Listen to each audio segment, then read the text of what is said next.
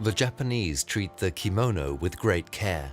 The traditional Japanese garment has already existed for 1,000 years and contains various meanings. The history as well as the culture of Japan are integrated within this concept. In Japanese, kimono literally means a thing to wear.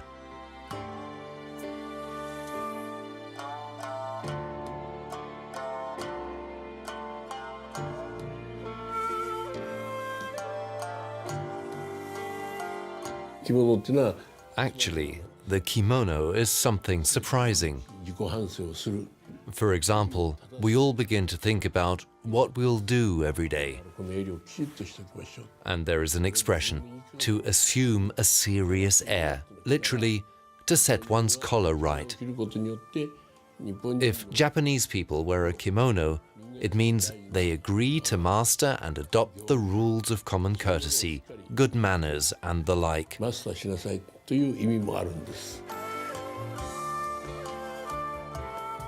Folds and wrinkles in European clothing are considered untidy.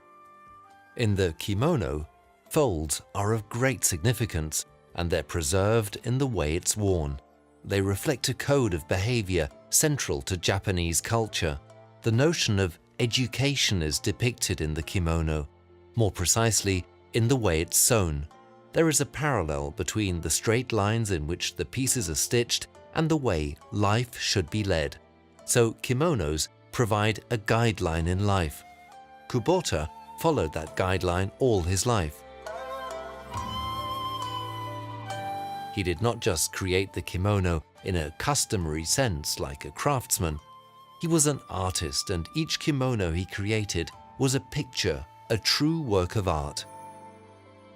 I was surprised when I first saw Kubota's works. Were they actually kimonos?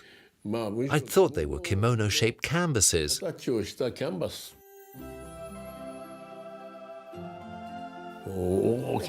It was as if I weren't staring at a kimono, but at an oversized painted canvas, a screen, or even a curtain. That similarity struck me.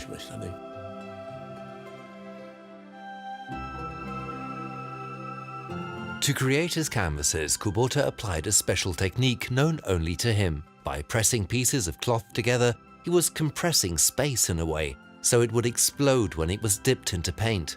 This was no chaotic chain reaction. The artist was able to remember not only the most sophisticated patterns, but also the particular color of each of 100 sewn elements to be painted. He puzzled over and verified the synthesis of graphic arts and high geometry meticulously.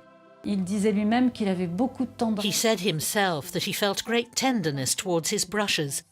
Each brush stroke is important. At the same time, you forget those brush strokes when you see his work. I'm also thinking about the spaces left unpainted on the cloth, to give him the opportunity to apply another ancient technique to them. And that's China ink. He used black ink to contrast with more delicate colors. And he managed to establish a rhythm in the design by means of black strokes, to emphasize it, as is done in calligraphy, but always with great finesse.